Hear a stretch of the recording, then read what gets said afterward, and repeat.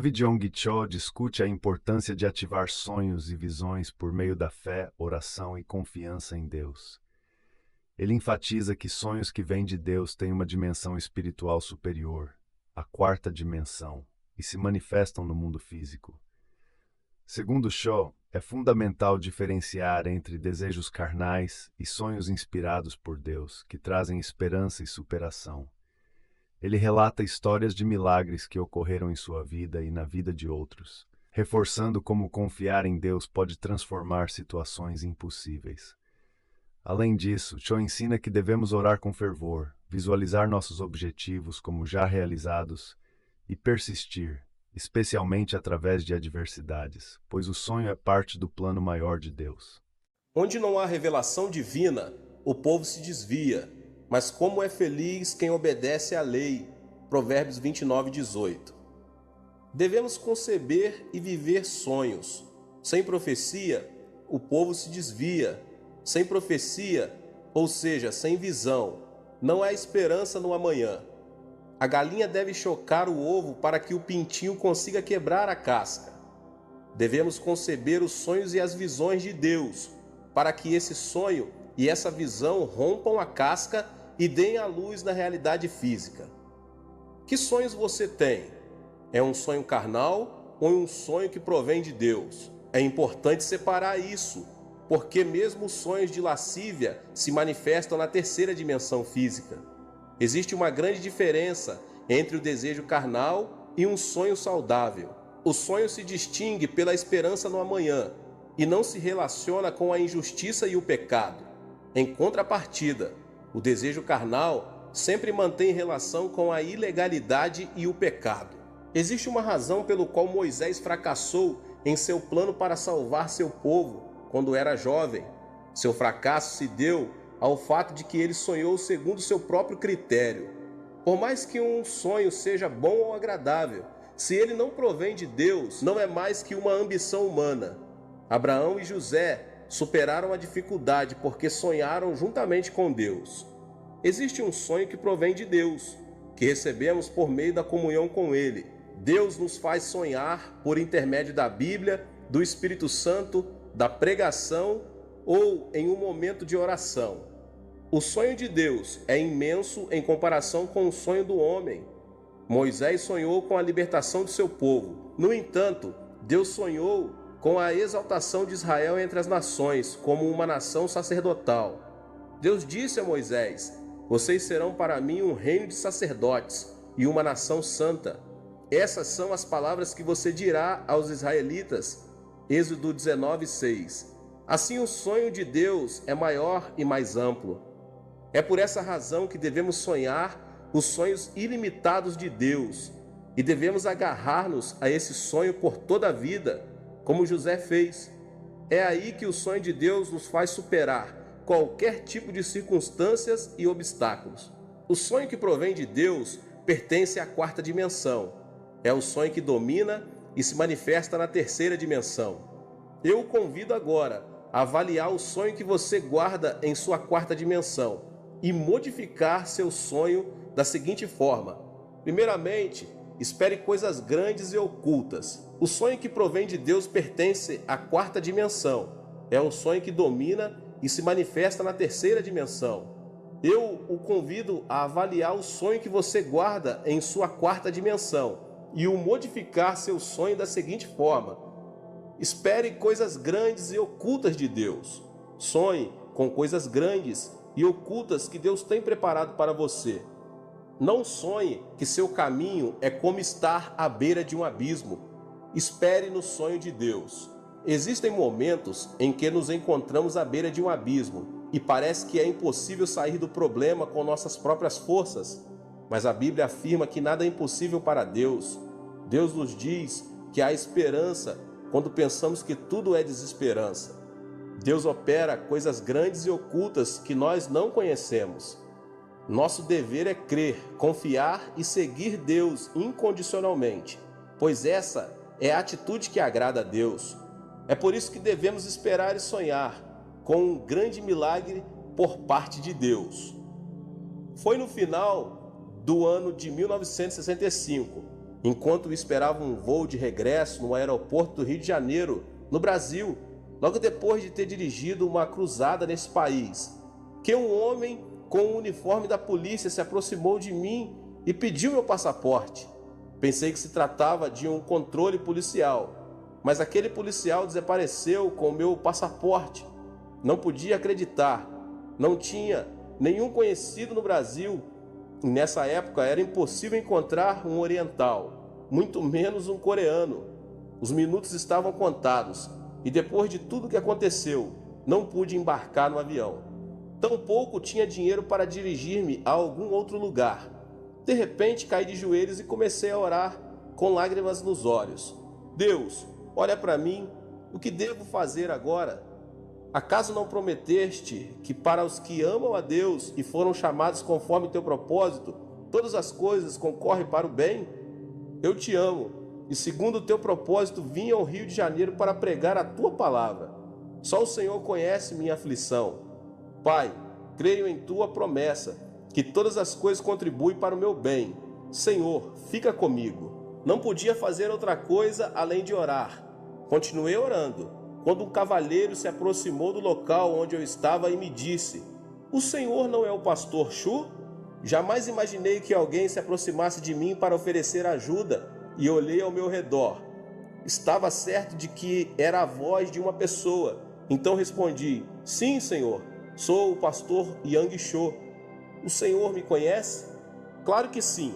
Faz 10 anos, um amigo meu, Levis Richard, foi à Coreia do Sul como missionário e enviou-me um artigo de um jornal onde aparecia sua foto. Foi muito comovente ler o artigo, mas que incrível, que prazer vê-lo aqui. Nunca pensei que depois de 10 anos iria vê-lo e conhecê-lo só de olhar. Mas o que está fazendo aqui? Eu vim ao aeroporto para despedir-me de uma pessoa e de repente pensei que o Senhor podia ser o pastor Cho. Repentinamente, lágrimas caíram de meus olhos. Era tão imensa a graça de Deus que não podia conter meu pranto. Deus havia respondido à minha oração, expliquei ao cavalheiro minha situação e ele me contou que isso era comum no Brasil, especialmente com relação a estrangeiros do terceiro mundo. Então, ele não lhe pediu dinheiro? Seguramente não teria levado o passaporte se tivesse dado um pouco de dinheiro. Mas de qualquer maneira, me alegro que esteja bem. Graças à ajuda dessa pessoa, pude regressar ao meu país sem inconvenientes. Se Deus não tivesse respondido à minha oração, não me atrevo a imaginar o que me teria sucedido. Deus é um Deus bom, resgata-nos do abismo.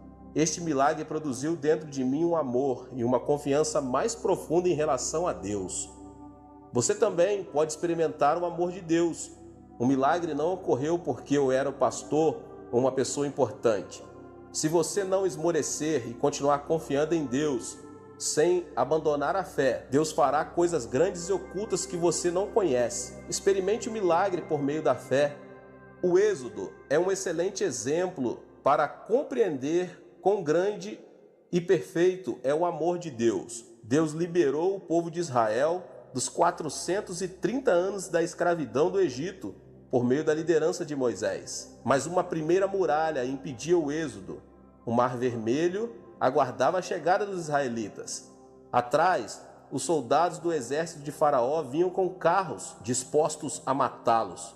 Era uma situação em que não havia nenhuma opção. Adiante, um grande mar. Atrás, todo um exército armado. Entre o povo se levantavam vozes de murmuração. O povo de Israel clamava, dizendo que não restava outra coisa senão morrer. E todos começaram a murmurar contra Moisés.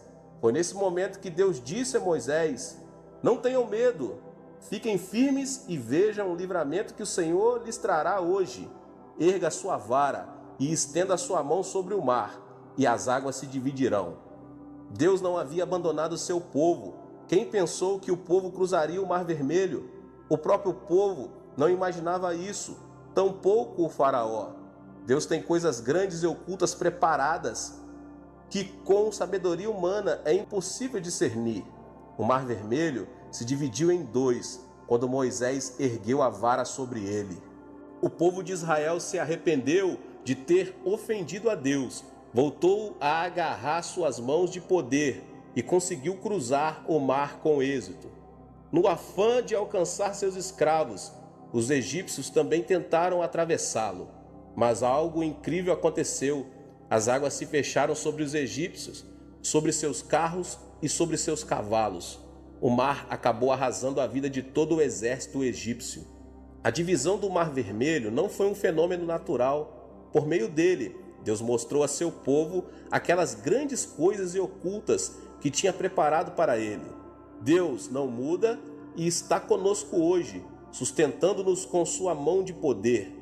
1 aos Coríntios 2,9 diz: Todavia, como está escrito, olho nenhum viu, ouvido nenhum ouviu, mente alguma imaginou que Deus preparou para aqueles que o amam. Sonhe e tenha esperança e creia que o amor e a bênção que Deus preparou para cada um de nós são maravilhosos. Algo grandioso acontecerá em sua vida. Deus criou o homem no último dia da criação, como coroa da criação. Criou primeiro todas as coisas e depois Adão e Eva, a quem outorgou o poder de dominar e subjugar a terra. Note que primeiro Deus criou todo o necessário para que o homem, pelo amor de Deus, habitasse a terra. O mesmo Deus que preparou a criação para Adão e Eva pudessem habitar a terra, preparou nossa vida para que em Cristo Jesus experimentemos o novo nascimento. Deus predestinou nossa salvação antes da criação do mundo, não que tenhamos pecado por acaso e por acaso se abriu um caminho para a nossa salvação. A cruz de Jesus Cristo era um evento pré-determinado para redimir nossos pecados. Gênesis 3,15 diz: Porém inimizade entre você e a mulher, entre sua descendência e o descendente dela. Este lhe ferirá a cabeça, e você lhe ferirá o calcanhar. Esta palavra implicava muitos eventos que ocorreriam no futuro. É importante saber que a cruz de Jesus não foi uma casualidade, mas sim um plano pré-determinado. O Senhor veio à terra em carne, nasceu do ventre da Virgem Maria, o que indica que Jesus, semente da mulher, iria converter-se no inimigo do diabo.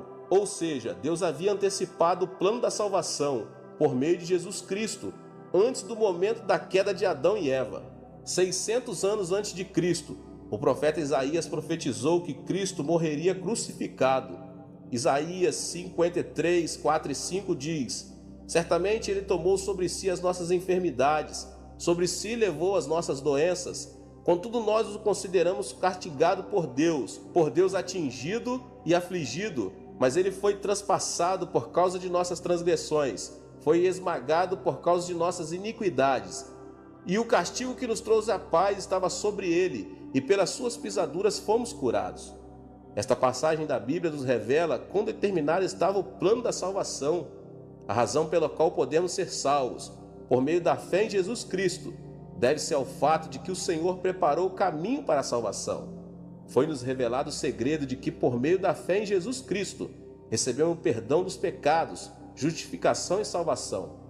O amor e o poder de Deus são tremendos.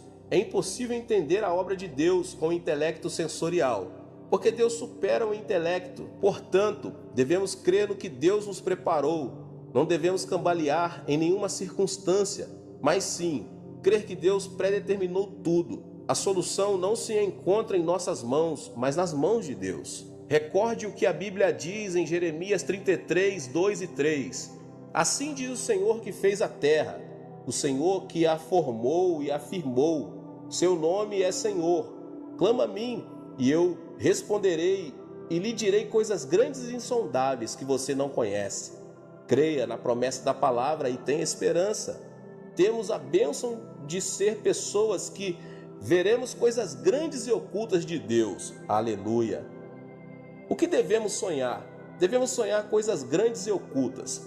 Não devemos sonhar que a escuridão arrasará nossa vida, mas sim devemos crer em coisas grandes e ocultas. Devemos sonhar com coisas positivas e otimistas, com esperança. E Deus operará coisas grandes e ocultas a nosso favor. Deus operará milagres inimagináveis. Temos de abrir a boca para que Deus encha de milagres. Deus é capaz de fazer infinitamente mais do que tudo quanto o que pedimos ou pensamos, de acordo com o seu poder que atua em nós. Ouça agora este testemunho. Esta é a história de uma mulher negra que vivia junto com seu filho nos Estados Unidos. Assim que se divorciou do marido, essa mulher mal conseguia sobreviver. No entanto, seu filho insistia dizendo: "Mamãe, compre o gato para mim, compre." O problema é que a mãe não tinha dinheiro suficiente para comprar um gato, e as palavras do filho feriram seu coração. "Todos os meus amigos têm cães e gatos. Por que não me compram um gato, hein?" Carinhosamente, a mulher disse ao filho: "Filho, vamos orar ao nosso Deus bondoso, Pai. Está bem? Deus lhe proverá um gato." Ela tomou a mão do filho e começou a orar: "Pai, tu conheces nossa situação. Dá-nos um gato. Não temos dinheiro suficiente para comprar um gato. Deus Pai, suplico-te de todo o meu coração. Tem misericórdia de nós. Em nome de Jesus, amém." Assim que terminara a oração, o filho perguntou: "Deus nos dará mesmo um gato?" "Sim, querido. Nada é impossível para Deus. Um gato não será nada difícil para Ele. Esperemos o gato e continuemos orando. Deus ouve nossas orações. Esperemos e sonhamos." A mulher continuou orando junto com o filho. Era de tarde e o sol ardia. A mulher descia no jardim enquanto o menino brincava com um aviãozinho de papel. De repente, algo extraordinário aconteceu. Tratava-se de um vulto escuro que caiu no jardim de sua casa. Era nada menos que um gato. Tanto a mulher como seu filho ficaram petrificados. Um gato havia caído do céu. Eles começaram a pular e a soltar gritos de júbilo. Deus havia respondido à sua oração. Esse relato foi difundido em todo o país por meio dos jornais e da televisão, em um artigo que se intitulava "Um gato caído do céu." Dias depois, alguém veio vê-los e disse que era dono do gato. Era incrível. Por acaso ele era o dono do gato caído do céu? Seu argumento: era um vizinho que vivia a 800 metros deles e não via seu gato desde que este tinha subido em cima de uma árvore. Sua explicação era que, por mais que tivesse tentado, não pudera fazê-lo descer. No final, quando o vizinho resolveu inclinar a árvore para alcançar o gato, não conseguiu segurá-la e soltou-a. Como consequência, o gato voou e caiu a 800 metros no jardim da casa dessa mulher negra. E o homem continuou insistindo em que devolvessem o gato. No entanto, nem a mulher nem seu filho quiseram devolvê-lo. Disseram que se tratava de um presente de Deus. No fim, o caso foi levado a juiz. Agentes profissionais do tribunal realizaram o estudo do caso. Puseram um gato artificial naquela árvore da qual, insistiu o vizinho, o gato voara. No entanto, o gato não voara por mais de 20 ou 30 metros. A conclusão a que chegaram os agentes foi que o gato não poderia voar os 800 metros. A sentença do tribunal foi: esse gato é um presente de Deus. É uma história pouco comum, mas Deus é um Deus que torna essas coisas possíveis. Sonhe com algo inimaginável. Os grandes e os pequenos sonhos formarão sua vida. Deus quer que esperemos e sonhemos com grandes milagres. É aí que esses sonhos se convertem em nossos sonhos. Devemos ter a convicção de que Deus preparou algo maravilhoso para a nossa vida. Devemos sonhar que Deus revelará coisas grandes e ocultas. Ore e não esmoreça. Ao esperar em Deus, o sonho é seu. Projete algo claro em seu coração. Escreva-o em uma folha de papel. Ore até receber uma meta clara e ter convicção. Avalie sua meta à luz da palavra de Deus. Qual é seu sonho? Convido-o a escrever seu sonho em um papel. Leia-o e leia-o todos os dias, pois verá como seu sonho se faz realidade. É muito importante que possa visualizar a realidade do sonho como uma realidade já estabelecida, pois isso será de fato o que obterá. Espere e creia que seu sonho já é uma realidade palpável. Em certa ocasião, dirigi uma conferência sobre crescimento da igreja na Austrália. A atitude dos pastores australianos era negativa ainda que garantisse que o crescimento da igreja era possível, mas na Coreia do Sul e nos Estados Unidos, e não na Austrália. Seu argumento era que os australianos não iam à igreja porque amavam o esporte e o tempo livre. No último dia da conferência, dei uma sugestão. Preparem um lápis e um papel e escrevam a meta da igreja a ser alcançada no final de 2 anos. Escrevam o número de pessoas da congregação que desejam ter nesse tempo.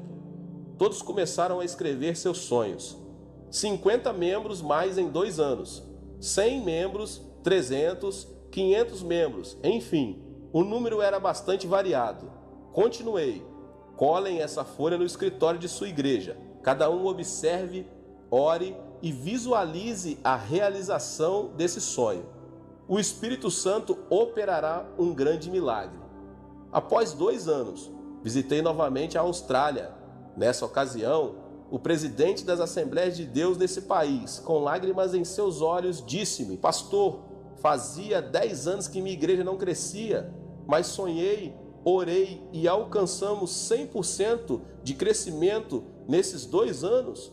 Não só a minha igreja, mas todas as igrejas da Austrália estão crescendo. Era um testemunho vivo de alguém que se atreveu a sonhar e a orar.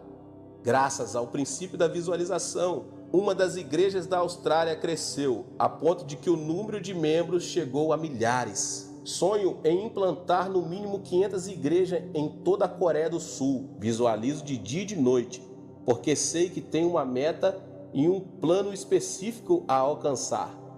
Também tenho o sonho de dirigir cruzadas de multidões em todo o mundo. É um desejo de pregar o evangelho a todas as nações do mundo. Eu me levanto, eu me deito e vivo com o sonho. A visualização do sonho produz fé e a obra do Espírito Santo. Devemos conceber o sonho de Deus, porque o sonho de hoje se tornará a orientação que criará o futuro. Conheci um pastor chamado Cabré em uma viagem missionária na América do Sul. O pastor Cabré testemunhou-me as grandes obras que Deus estava fazendo em sua vida. Uma mulher tinha vindo receber oração junto com seu filho, que não tinha uma orelha. O pastor Cabré, visualizando o menino com uma formosa orelha, começou a orar com muito fervor. Depois de pouco tempo, uma espécie de nódulo começou a formar-se na parte onde o pastor impôs as mãos. Ele continuou orando para que Deus criasse uma formosa orelha. E ensinou a mãe do menino a dizer: olhe, que linda orelha você tem. O pastor disse a ela que acariciasse o menino, visualizando a orelha. Mas nada acontecia. O pastor voltou a orar pelo menino, visualizando uma formosa orelha. Quando abriu os olhos, não podia crer no que via.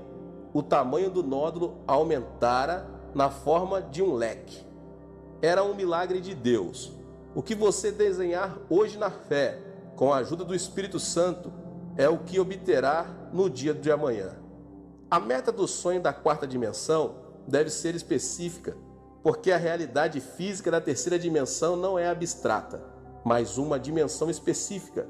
Estabeleça e visualize a meta. Você também deve orar até obter uma meta clara e determinada. O jejum serve para clarear nossa 4ª dimensão, ou seja, para definir mais especificamente nossos sonhos. É por meio do jejum que conseguimos abandonar o ego que diz: posso fazer tudo, e voltar-se para Deus a fim de ser transformados.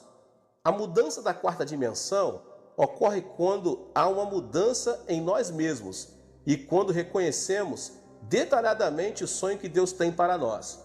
Portanto, desde que essa meta clara e específica seja revelada em sua vida por meio da oração, é preciso estabelecer metas mediante a cruz. Todo atleta, todo chefe de família, todo paciente tem uma meta a alcançar. É nosso dever sonhar esses sonhos a partir de uma perspectiva distinta. Devemos olhar para a cruz de Jesus Cristo e sonhar especificamente que fomos salvos da enfermidade do espírito, da alma e do corpo, assim como das circunstâncias. Não devemos deixar-nos influenciar pelo estado atual de nosso espírito, de nosso corpo e de nossa alma, nem pelas circunstâncias. E assim, aceitar o sonho de Cristo. Em 1 Pedro 2,24 encontramos: Ele mesmo levou em seu corpo os nossos pecados sobre o madeiro, a fim de que morrêssemos para os pecados e vivêssemos para a justiça.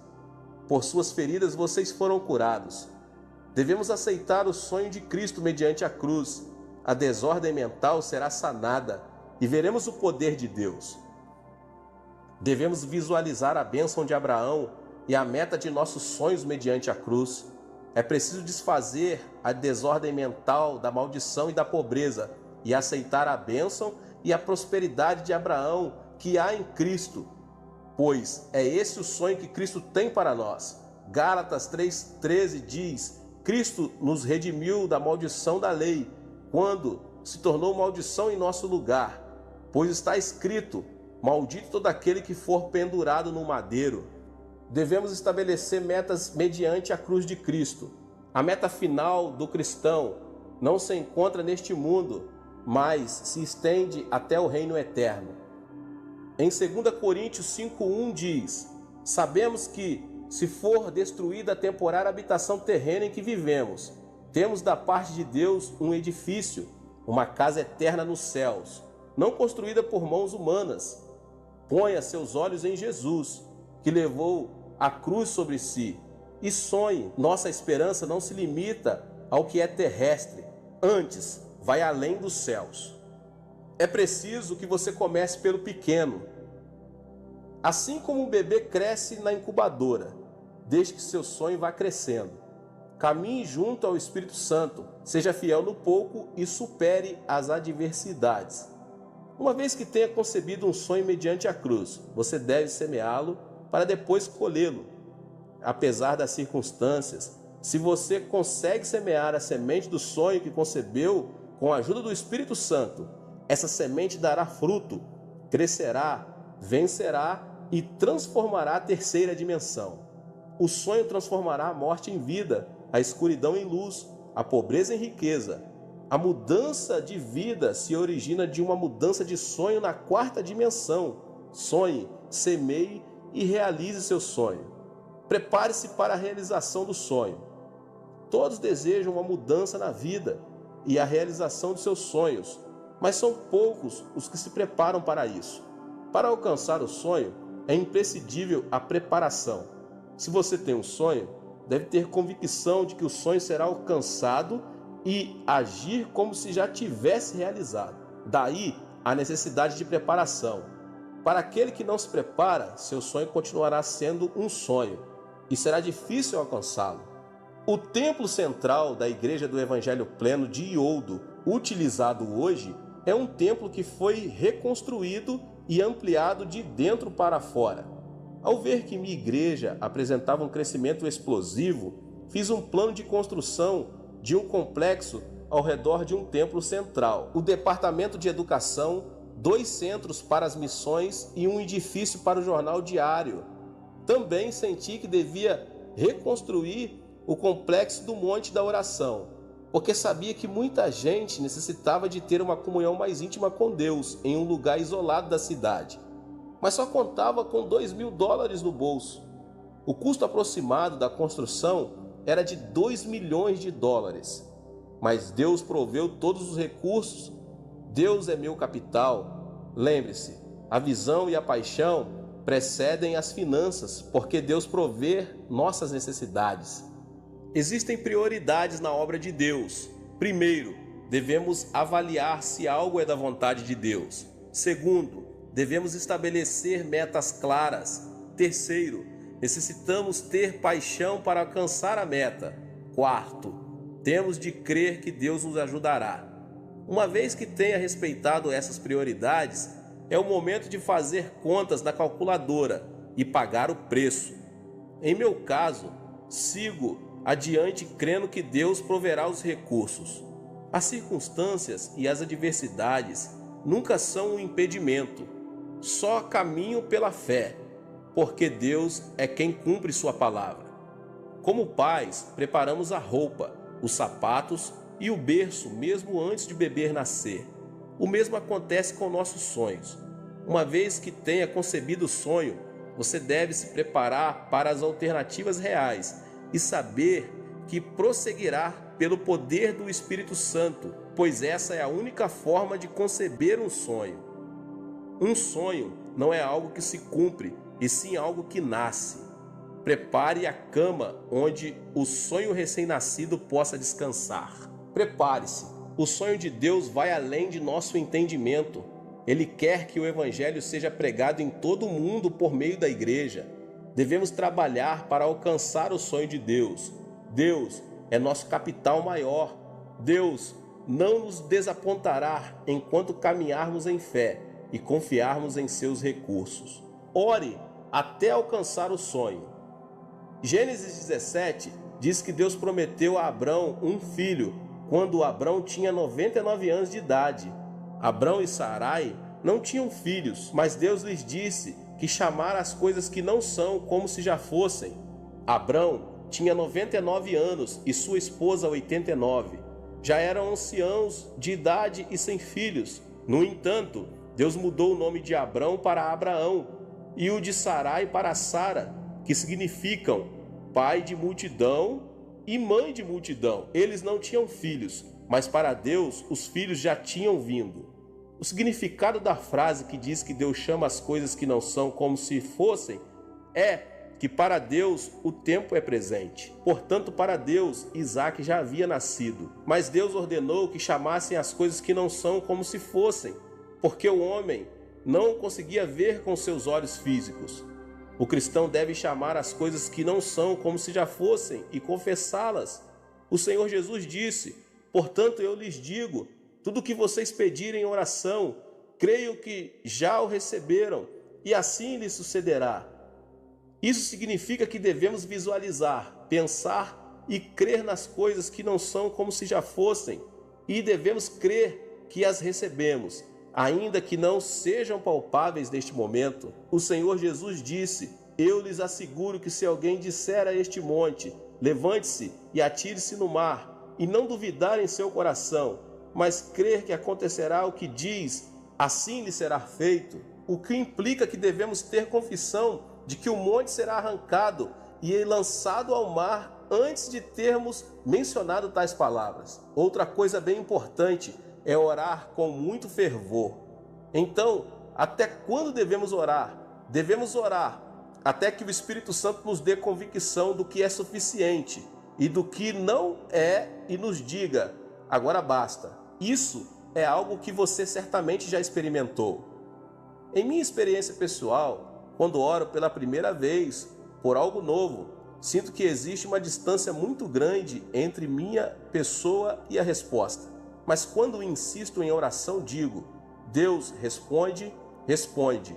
Sinto que a resposta se aproxima. De repente, um dia recebo a convicção de que minha oração foi respondida. É aí que começo a pensar, visualizar e confessar o que não é como se fosse. Existem muitas pessoas que vão ao monte da oração para receber saúde. Antes de chegar ao monte, a saúde parece algo muito distante. Mas depois de orar durante 1, 2 ou 3 dias, chega um momento em que a pessoa recebe a convicção que foi curada e confessa: fui curado, mas a saúde ainda não chegou.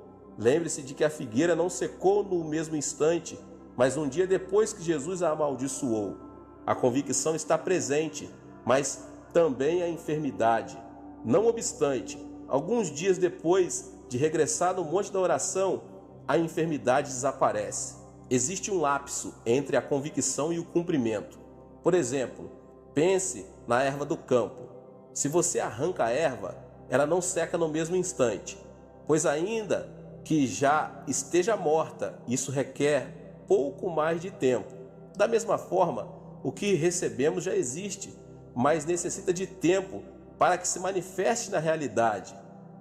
Uma irmã de minha igreja não podia nem sequer subir as escadas, em virtude de um problema de coração. Os médicos a aconselharam a submeter-se a uma cirurgia. A artéria coronária estava obstruída, mas essa irmã decidiu dirigir-se ao monte da oração. Deus Pai, aqui está o dinheiro necessário para a operação. eu o ofereço a ti. Quero que tu me operes diretamente. Sei que isso soa estranho para um incrédulo. Se a artéria está entupida, como alguém poderá salvar sua vida sem uma cirurgia? Contudo, enquanto ela orava, senti uma forte convicção do Espírito Santo, que ela dizia que tinha sido curada. Salte! Era a voz do Senhor. Todavia, um movimento brusco podia levar-lhe à morte. Mesmo assim, sua convicção levou a levantar-se e dar saltos. Estranhamente, não teve problemas respiratórios. De repente ouviu uma voz que dizia: quero que você suba ao cume de Elias e volte. O cume de Elias é o cume do Monte da Oração e é bastante difícil de subir, mesmo para uma pessoa normal, saudável. No entanto, a irmã não hesitou em subir ao cume de Elias e voltou sem problemas. Era um milagre de Deus. O segredo do milagre é crer e visualizar o que não é como se fosse. Diante de um pedido, devemos orar sem cessar, até que tenhamos recebido a convicção da resposta. Devemos orar com fervor, por mais que a meta nos pareça demasiado difícil de alcançar. O esposo e a esposa incrédula. O sonho quanto aos filhos, o trabalho, a enfermidade, são como uma grande montanha. Ore por aquela meta, visão e sonho que parecem inalcançáveis ante seus olhos, e não cesse de fazê-lo até que tenha recebido convicção de que seu pedido foi respondido. É preciso visualizar a realização de seu sonho e seja fiel no pouco. O herdeiro da indústria de aço de Carnegie chama-se Charles. Formado apenas na escola primária, começou a trabalhar na fábrica como um peão em todo tipo de trabalho. Apesar de sua posição não ser algo nobre, nunca perdeu o sonho e era fiel em tudo o que lhe encomendavam. Foi fiel pensando que era o dono da empresa e sonhava com um amanhã de êxito. Limpava cada canto da fábrica todos os dias, como se fosse sua casa e como se ele fosse o dono da fábrica. Seus colegas o criticavam, mas ele limpava a fábrica em dias de sol ou de chuva. Sonhava que a fábrica era sua propriedade. A atitude desse trabalhador terminou comovendo o coração de toda a gente. Sua fidelidade serviu como mérito para começar a trabalhar como um empregado no departamento de limpeza. Assim que ascendeu como empregado, continuou trabalhando com a mesma fidelidade de antes. Sua atitude fiel foi difundida de boca em boca e o presidente da empresa, Carnegie, decidiu contratá-lo como seu secretário pessoal. Esse homem continuou sendo fiel em seu novo posto de trabalho e serviu como porta-voz do presidente. Sua filosofia de trabalho era: sou o dono da empresa, portanto devo trabalhar com a mentalidade de que se alguém me obriga a levar uma carga por 1 milha, devo ir com ele 2 milhas. E se alguém me pede a túnica, devo dar-lhe também a capa. E trabalhou fielmente. O presidente Carnegie, comovido pela fidelidade de seu secretário, ofereceu-lhe um incentivo de $1 milhão, quando o salário anual de seu secretário era de $2 a $3 mil. E à vista de todos os seus empregados, Carnegie disse que o sonho e a fidelidade de Charles era algo imensurável. Quando chegou o momento da aposentadoria de Carnegie, todos os empregados começaram a se perguntar quem iria sucedê-lo nessa grande empresa. Alguns afirmavam que algum graduado da Universidade de Harvard ou Princeton ou algum filho de um empresário importante iria substituí-lo no cargo de presidente. Carnegie, porém, nomeou Charles o novo presidente da indústria de aço, o qual havia começado como peão e trabalhado no departamento de limpeza e, por fim, servido fielmente a Carnegie como seu secretário. Isso causou um grande impacto em todo mundo, até no próprio Charles. Carnegie enfatizou que sua empresa deveria ser dirigida não por uma pessoa com títulos de estudos avançados, mas por alguém com amor, fidelidade e sonhos com relação à empresa. Em outras palavras, Charles era o homem em que Carnegie confiava, por seu amor, fidelidade e sonhos em relação à empresa. Eu o exorto a que dê o melhor no lugar em que se encontra. O Senhor está com você e quer ajudá-lo. Seja fiel no pouco. Deus vê tudo e conhece as fibras mais íntimas do nosso coração. Deus nos exaltará a seu tempo. Ponha seu olhar em Deus e seja fiel no que lhe foi confiado. O túnel da aflição leva-o à realização do sonho. Não se alcança o sonho por acaso. É necessário que se passe primeiro pelo túnel da aflição. Ou seja, existe um preço a pagar. É por meio da aflição que abandonamos nosso ego e confiamos em Deus. Deus usa a aflição como uma ferramenta para nos quebrantar, para fazer-nos voltar a seu caminho. Deus predestinou todas as coisas para a nossa vida. Deus nos abençoa à medida que caminhamos e não nos afastamos do caminho que Ele preparou. É imprescindível visualizar e pagar o preço para alcançar o sonho. A aflição é o plano de Deus para quebrantar nosso ego e fazer-nos obedientes a Ele. A aflição ajuda nossa fé a crescer e a faz mais vigorosa. Só aquele que experimentou a aflição e a tribulação poderá alcançar seu sonho e destacar-se por sua firmeza. Os músculos do braço adquirem força por meio do exercício. Da mesma forma, os músculos de nossos sonhos ganham força por meio da aflição e da tribulação. A aflição é a semente que leva consigo um sonho e uma esperança maior. É como um túnel e você precisa ultrapassá-lo. A aflição é o túnel que nos leva ao sonho. Se você se nega a passar pelo túnel, seu sonho jamais poderá ser alcançado. É necessário passar para o outro lado do túnel. É através do túnel da tribulação que conseguimos chegar a um mundo mais amplo de sonhos e de esperanças. Em 1 Pedro 1,7 diz: assim acontece para que fique comprovado que a fé que vocês têm, muito mais valiosa do que o ouro que perece, mesmo que refinada pelo fogo, é genuína e resultará em louvor, glória e honra quando Jesus Cristo for revelado. A aflição é como um prato de comida que se encontra sobre uma mesa chamada sonhos, porque o sonho tem um preço. É necessário comer a aflição para alcançar o sonho. O sonhador recupera as forças ao alimentar-se da aflição, para seguir adiante. Para quem sonha, a aflição e a tribulação não significam nada, porque quem sonha sabe que a aflição é a parte do processo para chegar à realização de seu sonho. Deus abençoe a vida de cada um. Glória a Deus. Que você possa se inscrever aqui no canal, você possa, em nome de Jesus, ativar também o sininho das notificações. Não esqueça de deixar seu like e também de compartilhar esse vídeo com as pessoas que você mais ama.